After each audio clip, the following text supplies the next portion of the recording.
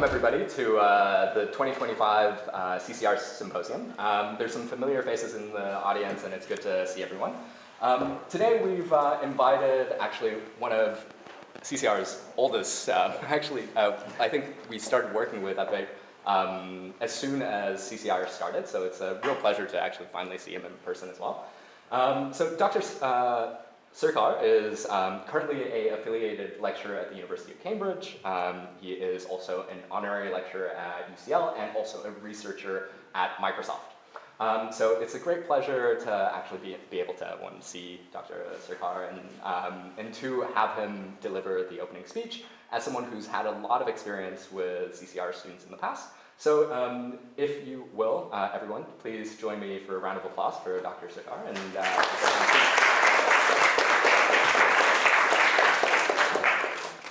Thanks, Oliver. Hi, everyone. As Oliver said, my name is Advait.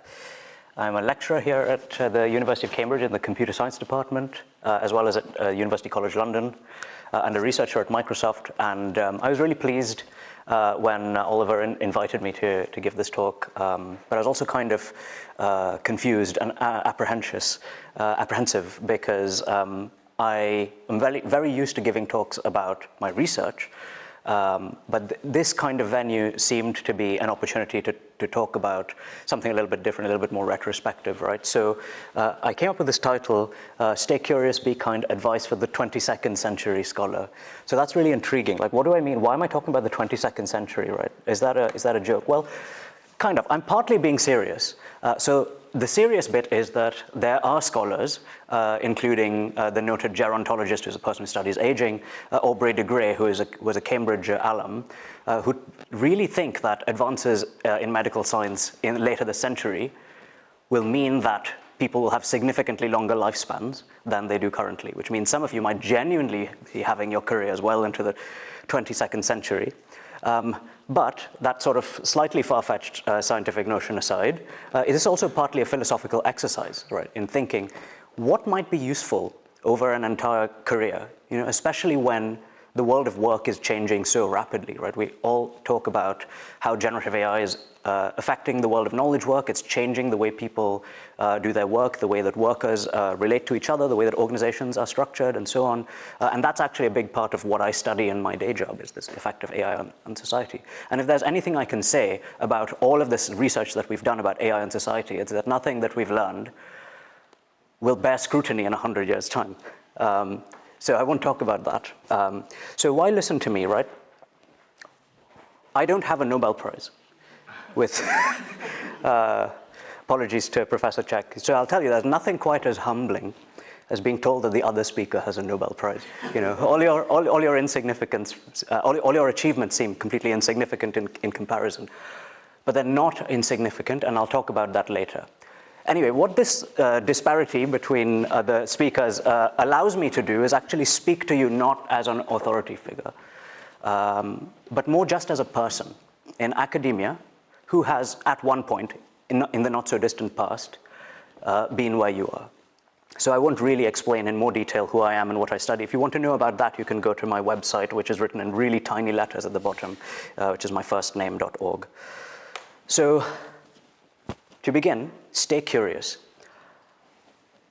I want to start with a piece of, with a story from my own life. So how many of you know this game, Cookie Clicker? Okay, quite a few hands. I'm really pleased to hear about that. Okay, for those of you who don't know what this game is, it's a web game that you can play online. See the big cookie on the left, you can click on it, and you get a cookie every time you click on it. And then if you save up enough cookies, you can buy one of these production units that are listed on the right-hand side. You can buy a cursor that'll click the cookie for you. Or you can buy a grandma who'll bake cookies, right? And so the process is that you save up enough cookies to buy a building that will produce cookies for you, and then you produce cookies faster, and then you can buy more expensive buildings that make cookies even faster, so that you can make cookies faster and spend them on even more expensive buildings, ad infinitum, ad nauseum. But it's not a linear game. At every point in time, you have to make some decisions about where you're going to invest your saved up cookies. There's not an optimal path usually, and often the next thing you can purchase is so expensive that you have to wait for this game, for several hours, sometimes several days, before you've saved up enough cookies, right? So it becomes a complex mathematical puzzle. Like, if I'm going to leave the game alone and wait for several hours, how should I allocate my resources? Anyway, so I got really obsessed with this game, and I left it running on my computer 24/7 for several months while I was a PhD student. But I also got really into the technology around this game. There were a number of browser add-ons that you could install that kind of helped you track your cookie production statistics. So I started playing with these add-ons, and I also got inspired to learn about how these web technologies actually work. So I taught myself a little bit of the sort of technology stack of the web, HTML, JavaScript, CSS. I tried making my own game, and I made a game about collecting research points as a researcher, so you could spend them on hiring other researchers who would make more research points. And I got bored with that, and I didn't give it another thought. But then what happened was one day I was, so in my PhD, which was about building new interfaces for data analytics, I had been working in a programming language called Java. And Java is a nice programming language, but it's not well suited for rapidly prototyping different kinds of novel interfaces, right? So I was really struggling during my PhD, and for most of my first sort of year, I only produced one very simple prototype. My advisor and I were talking about a new potential interface for interacting with error bars in plots. And I thought, this is a great idea, but I'm dreading having to build it in Java because it's like so hard. And then suddenly it hit me, why not prototype this as a web app instead, right? I mean, it seems obvious in hindsight, but I just put two and two together. For various reasons, the web development stack is much better suited to rapid UI prototyping, right? So I was able to, instead of what would have taken me weeks, I was able to sort of bang out this prototype in hours. And do a user study and so on, and it was great. And throughout the rest of my PhD, building new user interface prototypes was a smooth and enjoyable experience throughout because I made this decision. So yeah, it's not an understatement to say that Cookie Clicker saved my PhD. And this is just an example of how pulling at the thread of curiosity leads to a kind of depth that could be personally and even societally valuable, right? So let me give you some better examples. So on the left, you have Ignaz Semmelweis, who was a doctor in 1830s Vienna, and he observed that patients who were coming in to have their wounds treated were much more likely to die if they were treated by a male doctor than if they were treated by a female midwife. Right? And he developed this theory that because the male doctors were dissecting cadavers, dead bodies, and then immediately moving to treating wounds without washing their hands.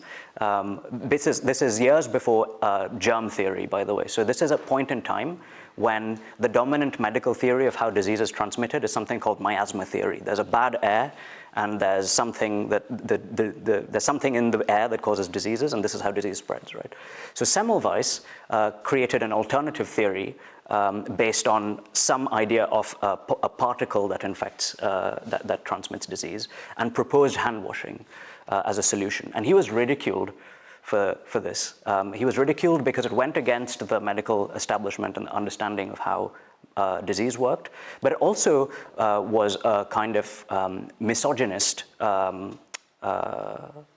bent of criticism, because why should these virtuous male doctor, like educated male doctors, have to wash their hands? They're clean male people, and these midwives who are like less skilled women,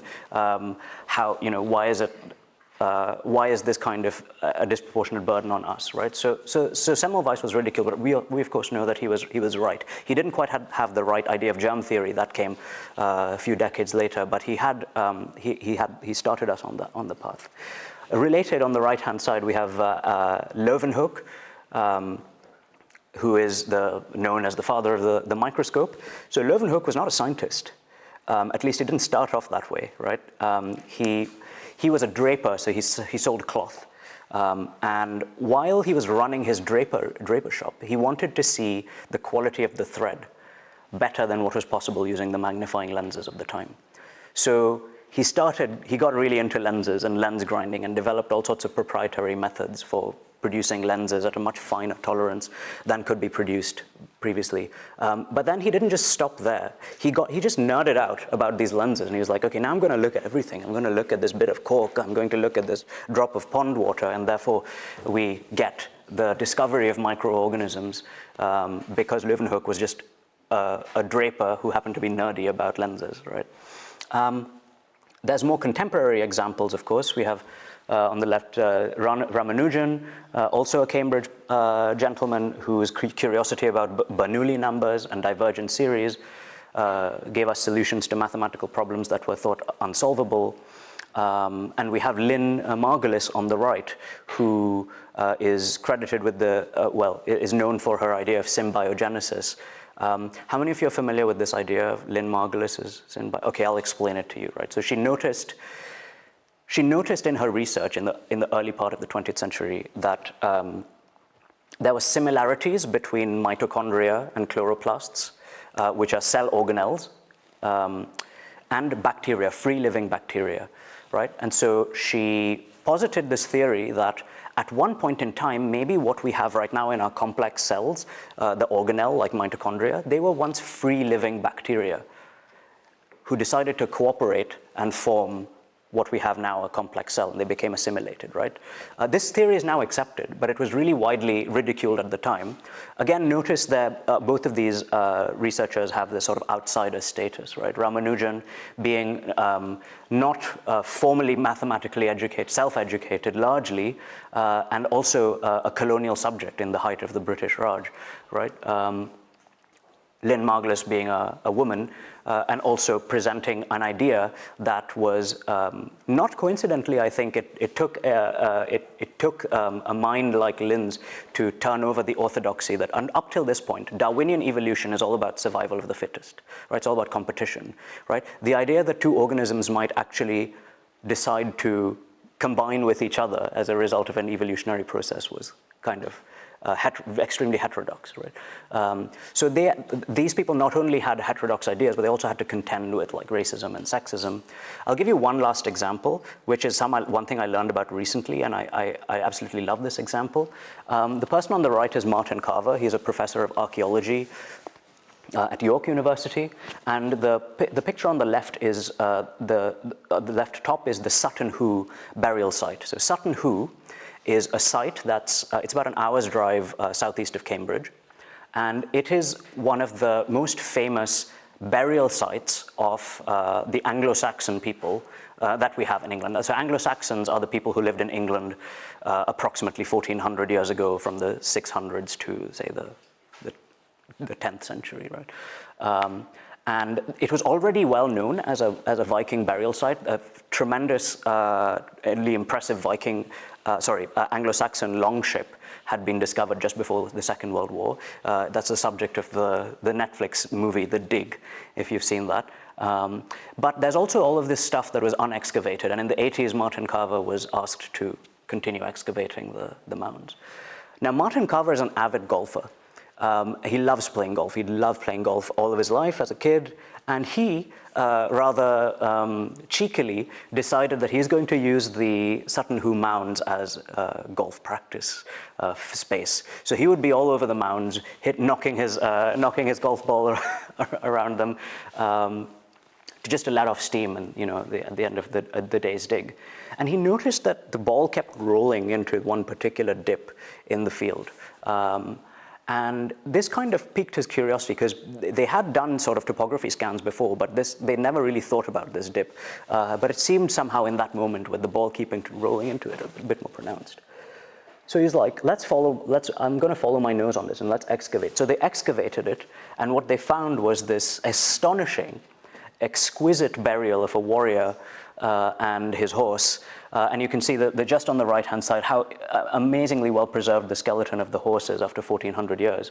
And we thought this burial site was about was about kings and royalty, and not about burying animals and warriors, right? So this is like really changing our understanding of the Anglo-Saxons during this period. Okay. So curiosity, what I want to say is curiosity is not about accidental discovery, right? We all know about the accidental stories of like Röntgen, who discovered X-rays because he was playing with a cathode ray tube and something lit up on the side. We all know about Alexander Fleming and penicillin, and there's this moldy Petri dish, and you know, there's the bacteria dead around the thing, so let's use penicillin. We all know about Percy Spencer and the microwave. You know, he's working near a radar magnetron, and you've got a chocolate bar in your pocket and it melts, and he invents the microwave. So these are all examples of accidental discovery. I'm not talking about that. What I'm talking about is a kind of tenacity and joy in the moment. Again, by tenacity, I don't mean grit or perseverance. Oops, sorry, my bad. I am trying. I've lost my cursor. There's my cursor. I don't mean grit or perseverance, though that can be part of it. What I really mean by curiosity is engaging with something in depth, even and especially if that thing is an idea that is ridiculous to others. You might find yourself in academia being the only person who takes an idea really seriously and which turns out to be incredibly important. And the way to get through this is to ensure that engaging with that idea in depth gives you constant joy in the moment, right? So why is joy important, and why is it hard to work joyfully? Well, in academia, you get all these institutional pressures and signals about what is valuable, right? What papers get the most citations, what applications get the most grants, what are your friends and family interested in, what does the media pay attention to? If you're a researcher in industry, you know, what is the business case that can be made for your work? And I think this causes problems both for society and for you personally, personally as well. You know, there's short-termism, which is not good for society because it promotes band-aid solutions to problems, and it makes people allergic to things that look like a step back in the short term. It also puts an overemphasis on quantification, right? Can we measure how good or valuable this thing is? Which is not really good for serious holistic treatment of concepts. It's tremendously competitive because the more people want to work on, like, you know, sexy topics. You know, I'll give you an example of sexy topics. And if you're working on these, I'm not calling you out, I'm just giving you them as general examples. You know, cancer, dementia, antimicrobial resistance, clean energy, AI. You know, I'm not immune to this. Competition for attention, for jobs, for the glory of being first to do something, creates these misaligned incentives to work quickly and to work loudly. And it's also really fickle, right? It's great when you're riding the wave and everybody's applauding, you know, paying attention, everybody's paying attention to you. But inevitably, this is going to move on too.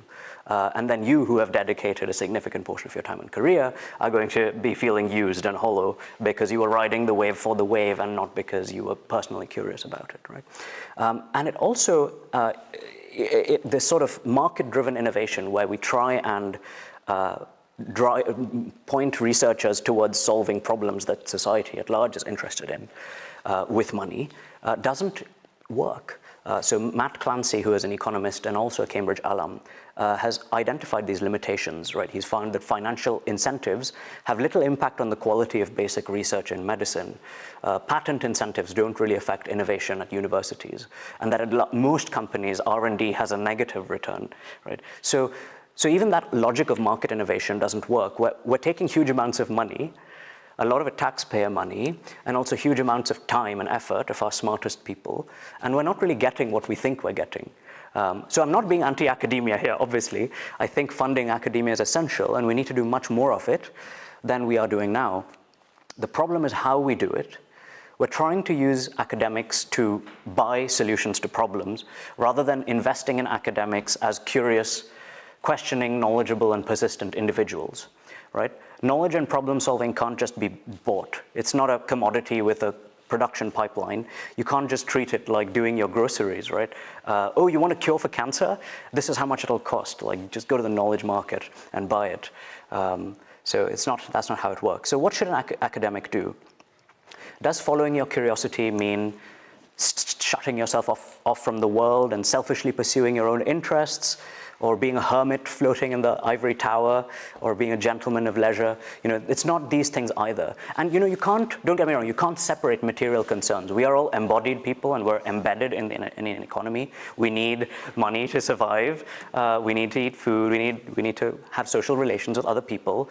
Some of these examples are motivated by more than just curiosity. Semmelweis was trying to solve a specific urgent problem of people dying in wards, right? So you can't separate that from sort of material concern. So the problem comes when there isn't an element of genuine curiosity, because that, as I've said, harms the quality of your life and is also detrimental to science in general.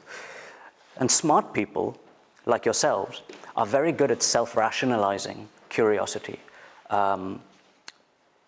We become accustomed to rehearsing and performing the idea that we are passionate about something in response to societal pressures.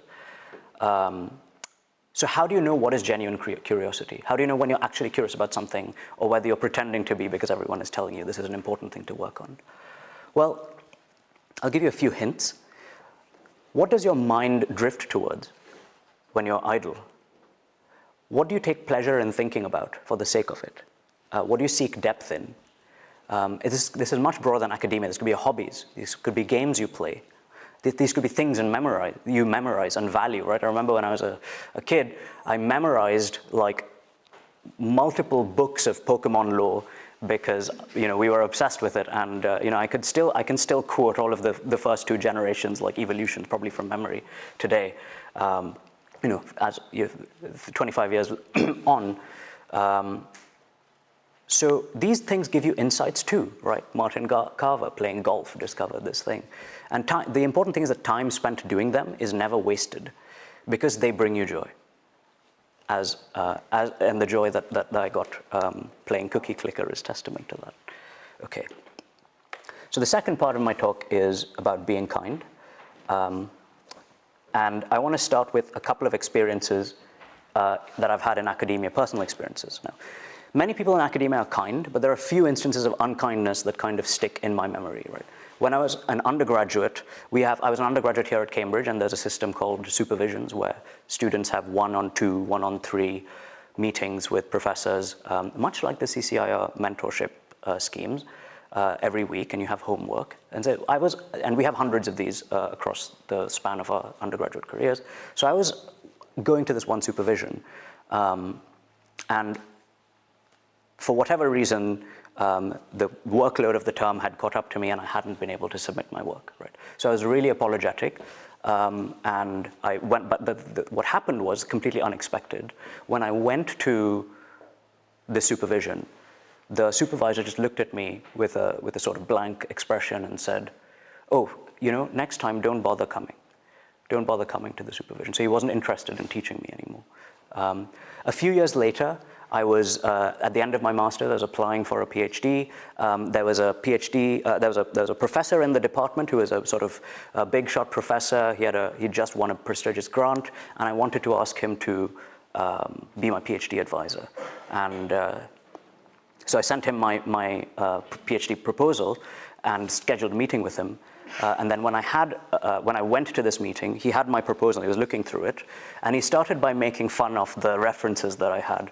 He was like, I see you've cited so and so, and he then started making fun of my grades. So I'd achieved a first-class degree in Cambridge. That's the highest kind of degree, but my rank was 13 out of 70 or something. And he was like, maybe if you could have arranged for yourself to be in the top 5, then this conversation would have gone differently. And I'm just like, I was so taken aback by this. And finally, I was already, my confidence was already shot. But I said, so would you be open to me applying to work with you? And he said, well, you could apply, and you could put my name on the application, and the application would come to me, but I don't know what's going to happen after that, right? So he basically scared me off. And that was just really mortifying. But very thankfully, I switched advisors, and the advisors I actually had were just absolutely wonderful people. A final story is that in the first year of my PhD, I was at a conference networking, And networking at conferences is tremendously exciting. It's also very nerve-wracking when you're a PhD student. You want to meet people, you want to make friends. And I'd met, again, this professor from a university in the States whose work had been quite influential on mine. And I wanted to get to know her better. I'd made friends with her PhD student. And in these conferences, the socializing happens during the coffee breaks and also in the evenings during dinner and lunch. You meet up with people, you make arrangements to go out for drinks together. So I was in a circle of people with this advisor and her student who I've already met, and they were making plans for dinner. And I asked, "Can I join you for dinner?" I was willing to take no for an answer because obviously there's many reasons that people might not want me to join. But at that moment, this professor gave me the sort of the most terrifying look I've ever seen in my life, like very withering glance, and said verbatim, "We are not looking for company," right? Okay, we are not looking for company. Not, we weren't really planning to have externals today, sorry about that, why don't we try tomorrow? None of that, like there was not a hint of apology. She just rebuked me and kind of cut off the conversation there. And I was so shocked because I thought I'd done something wrong. Like, am I imposing on this? Like, what could have elicited this reaction? And I didn't try then and, okay, go and make some other friends and network and go out for dinner with somebody else. I was kind of so frightened that I'd somehow messed up in this social milieu that I went to a supermarket, bought some dinner and ate it in my hotel room. I was just so shocked and afraid, right? So what's common in these examples is that they exhibit a pattern of poor behavior in academia, where some academics have a very high opinion of themselves, and then they judge you and your value as being inferior, and then they take deliberate action to exclude you from that circle of privilege. And these examples are, in the grand scheme of things, pretty minor. Like, there is a term for these. They're called microaggressions. But there's much worse. There's outright hostility, there's people being manipulative, withholding credit, engaging in malpractice like plagiarism and so on. But there are checks and balances for these egregious offenses, right? It's the small kind of moment-to-moment interactions that leave you questioning your value, which builds up into a culture of unkindness. Especially if you're a young student, this could put you off academia as a career. And I know people who have left academia because of incidents like this, and I got off lightly. I could bounce back. So I'm not trying to scare you off of academia, right? I'm not sharing these horror stories to say, don't, go away. It's not like the grass is much greener in other industries, by the way. I'm saying this to you because you are mature enough and intelligent enough to understand that the real world isn't perfect. And rather than pretend that it is, we must work constantly, diligently, to make it so, to make it better, right? So my solution to this is quite simple. Be kind. The first step is to be kind to yourself. Don't be swallowed in ambition. That is an endless treadmill, right? Our system raises people to be addicted to predictable rewards and recognition, right? Throughout your school and university career, you have a series of tests, right? Exams, competitions, awards that become the targets of your life. And you in this room are the winners of that system, right? You're the ones who have played the game the best and perhaps even enjoy playing it, right? But in the real world, you don't have this. So it can be very frustrating when you're seeking these rewards. Oh, how can I get this job? How can I get this prestigious grant? How can I make it onto the Forbes 30 under 30? How can I get a Nobel Prize? It's frustrating because the targets are no longer obvious. There's not that many of them, and they're much more out of your control than a school exam. And once you have something, you can't enjoy it because you'll always be craving the next thing, right? So be kind to yourself. It's fine to be ambitious, but don't let your ambitions dictate your happiness or self-worth. The result of that is the kind of insecurity and competitiveness that results in a culture of unkindness, right? This in turn allows you to be kind to others. It seems like a really obvious truism, right? Be kind to others, right? Yeah, so what? Well, it's a little bit deeper than niceness or politeness. I don't mean be nice to people. That's kind of obvious. Kindness is the nature of the kindness I'm talking about is a generosity of spirit, an embrace of your limitations, an embrace of other people's limitations. And it's an investment in your relationships. with others. But this is not like a capital investment where you're like seeking a return and you like are thinking of it as a quid pro quo, like I'm nice to this person so they'll be nice to me back, right? Investing in a relationship is about adopting the only attitude in your relationships to others that will create a deep sense of contentment for you over an entire career, right? So in conclusion, stay curious, be kind, and the CCIR Research Symposium gives you all a great way to start practicing this already, right? Hopefully you did a project. I've seen the titles of these projects and they look absolutely fabulous. Hopefully you did a project because you were curious, right? Because you were nerdy about it. Can you infect others in this room with your curiosity, right? Can you allow yourself to be open-minded enough to be infected by someone else's curiosity, right? And be kind to each other, right? It's inevitable to want to compare your work with others. Some of you might be feeling anxious. Oh, is what I have done good enough? How can I make my work seem serious and impressive? To the extent that I can, I want to nip that in the bud and say, obviously, everyone's work here is equally interesting and valuable. This is not a competition to win, right? If you look at somebody's work and it looks so interesting and impressive and difficult, then channel that feeling into admiration rather than envy, and then go up to them and tell them that they are awesome. So your career begins today. Best of luck. Thank you.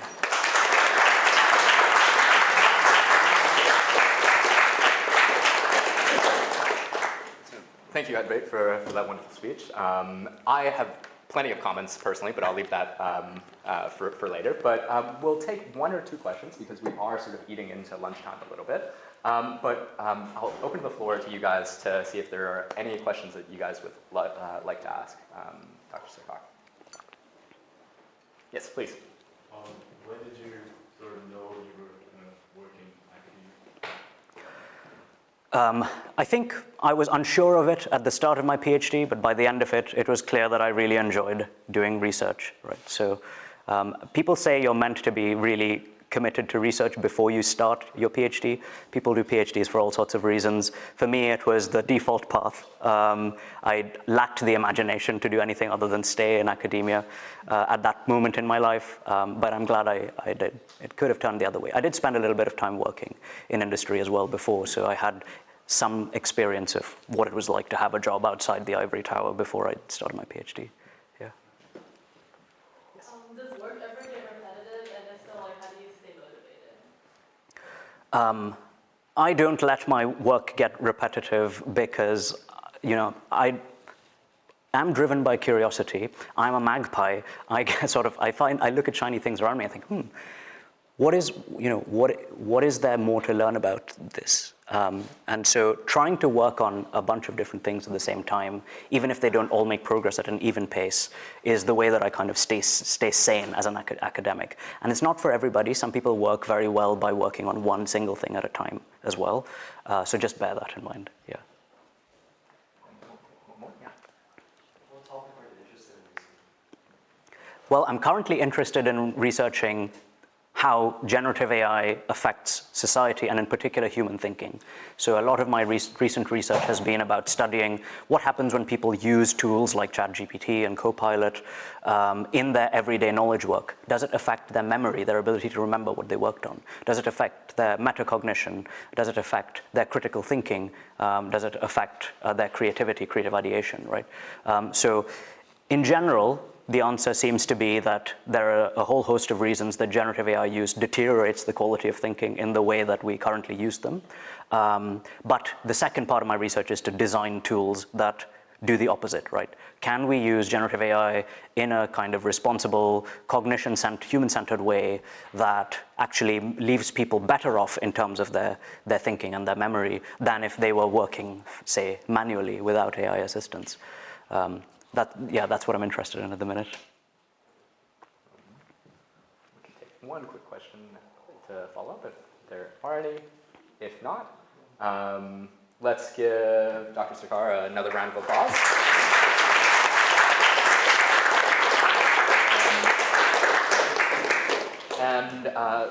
We will be reconvening at noon in both rooms. So you guys all have the program for the afternoon. In the meantime, I think me, a couple of the other moderators, as well as Dr. Sarkar are going to be in the Salt Marshes room. If you guys want to come chat and have a coffee or something like that, we will be there. But we'll see you guys all shortly, but do get some lunch as well. Yeah.